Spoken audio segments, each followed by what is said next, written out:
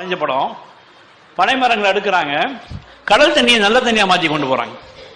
எப்படின்னா, மூங்கில் குழாயில தேத்தாங்கொற்றை, செம்மரத்துடைய விதை, முருங்கை மரத்துடைய விதை, அரநெல்லிக்காய் கொம்பு இதெல்லாம் உடைச்சி போட்டு பன்னாடன்னு சொல்லக்கூடிய தென்னம்பாளையில வச்சு கட்டி 24 நிமிஷத்துல நல்ல தண்ணியா மாற்றி கொண்டு போயிருக்கு.